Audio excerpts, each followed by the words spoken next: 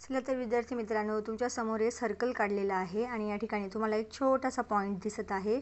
तर ज्यावेळेला आपण कंपास यूज करतो आणि कंपासचं जे धारदार टोक असतं, अणकुचीदार टोक जे मध्यभागी असतं ते ठेवून ज्यावेळेला आपण हा परिघ काढतो त्यावेळेला ह्या टोकाला म्हणत असतात सेंटर, केंद्र.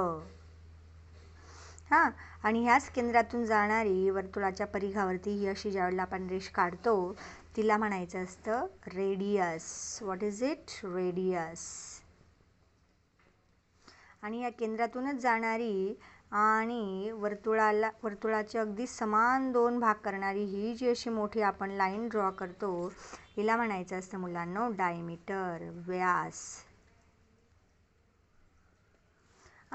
वर्तुळाच्या परिघावरती कोणत्याही दोन बिंदूंना छेदणारी अशी जी आपण लाईन ड्रॉ करतो हिला म्हणायचं असतं विद्यार्थी मित्रांनो कॉर्ड, जीवा. येते लक्षामध्ये? आता हे फक्त 4च गोष्टी या ठिकाणी ड्रॉ केलेल्या आहेत. मग तुम्ही ज्या वेळेला पुढच्या स्टँडर्ड्समध्ये जाल त्यावेळेला तुम्हाला अजून याच्यापेक्षा वेगवेगळ्या टँजंट वगैरे, स्पर्शिका वगैरे ह्या ज्या आपण ड्रॉ करतो त्या पाहायला भेटणार. पण इन बेसिक हे लक्षात घ्या. तर वर्तुळाला अनेक कॉर्ड ड्रॉ करता येतात, वर्तुळाला अनेक डायमीटर ड्रॉ करता येतात. फक्त कॉर्ड ही जी डायमीटर आहे हिला आपण सगळ्यात मोठी कॉर्ड म्हणू शकतो आपण.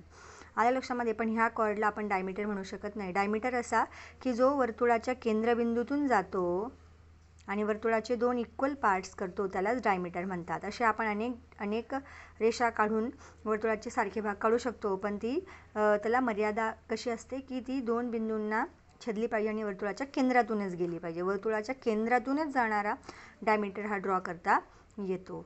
आणि त्रिज्या जी असते ती वर्तुळाच्या एका केंद्रबिंदूतून जाते आणि एकाच पॉईंटने छेदते, तिला आपण रेडियस म्हणतो. आल्या लक्षामध्ये? रेडियस आणि डायमीटर यांच्यामधलं संदर्भ लक्षात घ्या. Radius is equal to diameter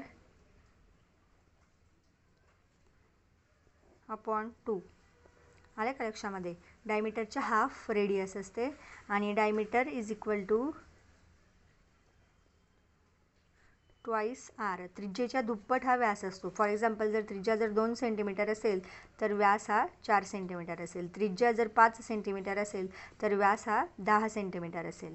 आल्या लक्षामध्ये? त्रिज्या आणि रेडियस आणि डायमीटर यांच्यामधलं हे रिलेशन लक्षात ठेवायचं की त्रिज्या ही वर्तुळाच्या व्यासाच्या निमपट असते आणि वर्तुळाचा व्यास हा त्रिज्येच्या दुप्पट असतो. आल्या लक्षामध्ये? तर ह्या पद्धतीने आपण सर्कल विषयीची इन शॉर्ट माहिती घेतलेली आहे.